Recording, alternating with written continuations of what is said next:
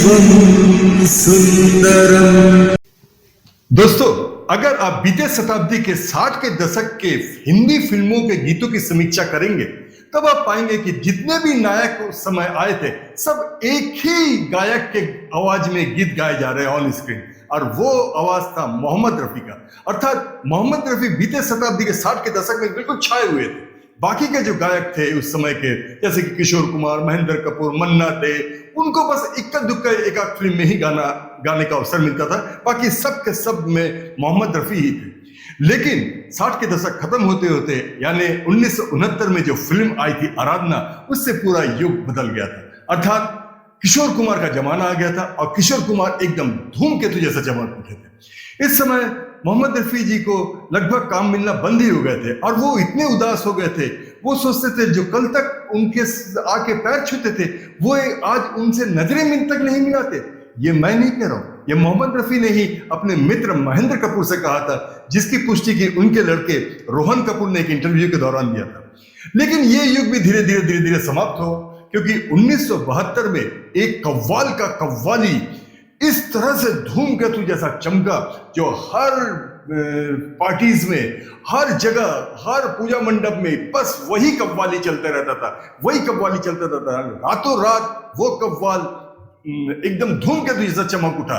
आप तो नाम समझ ही गए, उस कव्वाल का नाम था अजीज नाजा और उनका ये कव्वाली सुपर हिट हो गया। जाम उठाकर झूम झूम झूम झूम बराबर झूम शराबी झूम बराबर झूम। ये धूम मचाता हुआ कव्वाली हिंदी फिल्म के सिने निर्देशक और निर्माता को इतना प्रेरित कर दिया कि वे भी अपनी फिल्मों में एक ना एक कव्वाली रखना अनिवार्य समझने लगे, और जिसका कि रिजल्ट हमें 1973 में दिखने को मिला। 1973 में ऐसे बहुत सारे फिल्में आए जिसमें एक ना एक कव्वाली सुपर हिट रहा। सबसे पहले हम नाम जो लेना चाहेंगे वो है जंजीर फिल्म। आप जानते हैं जंजीर फिल्म जो था वो अमिताभ बच्चन को फिल्म स्थान में सेट कर दिया था, यानी सुपरस्टार बना दिया था। इस फिल्म में जो सक्सेस होने का एक बहुत बड़ा कारण इस फिल्म में एक कव्वाली था जो कि प्राण के ऊपर फिल्माया गया था। आपको याद है? नहीं है तो सुनिए। यारी है ईमान मेरा यार मेरी जिंदगी। आगे एक और फिल्म आई जिसका नाम था धर्मा, जिसमें कि नवीन निश्चल हीरो थे।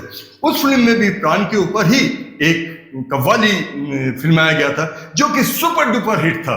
फिल्म में और कोई गाना याद रहे ना रहे, लेकिन आज भी लोग धर्मा पिक्चर को इसी कव्वाली के नाम से याद करते हैं। मैं चंदन हूँ इशारों को अगर समझो राज को राज रहने दो। आगे एक फिल्म आई थी जिसका नाम था अनोखी अदा, जिसमें कि जितेंद्र हीरो थे। उसमें भी एक कव्वाली बहुत सुपर डुपर हिट थी जिसके कि किशोर कुमार जी ने गाया था। इस फिल्म को कोई याद रखे ना रखे, लेकिन यह कव्वाली किशोर कुमार का सबको याद है। आप भी सुनिए। हाल क्या है दिलों का न पूछो सनम। आगे दोस्तों उसी वर्ष यानी 1973 में एक और फिल्म आई थी जिसका नाम था हंसते जख्म।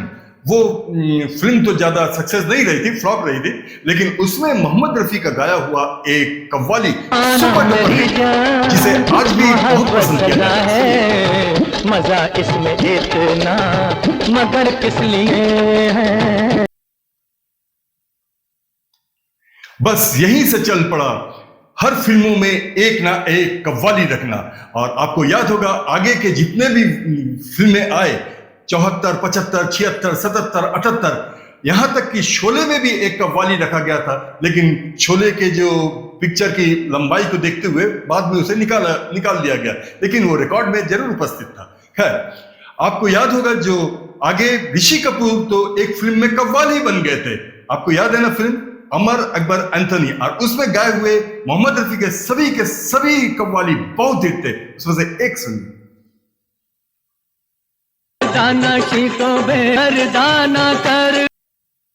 इसी तरह ऋषि कपूर की दूसरी फिल्म हम किसी से कम नहीं में भी कव्वाली था, और जितने भी उसके आगे फिल्में आए उस पर ऋषि कपूर के ऊपर एक न एक कव्वाली जरूर फिल्माया गया और इसी तरह मोहम्मद रफी ही कव्वाली के लिए उपयुक्त माना गया, क्योंकि किशोर कुमार थोड़ा सा कव्वाली गाने में कतराते थे, क्योंकि उसमें आलाप वगैरह बहुत रहता था, प्रैक्टिस बहुत करना पड़ता था और किशोर कुमार जी के पास उतना समय नहीं था। दूसरी तरफ मन्ना दे जो कि बहुत ही अच्छे गायक है, लेकिन उनका जो बिजीनेस था, वो जो बंगाली फिल्मों में इतना ज्यादा व्यस्त रहते थे कि उन्हें बॉम्बे आने का ज्यादा फुर्सत नहीं मिलती था, जिसके चलते जितने भी कव्वाली रखे जाते थे उस समय हिंदी फिल्मों में, वो सब के सब मोहम्मद रफी ही गाते थे।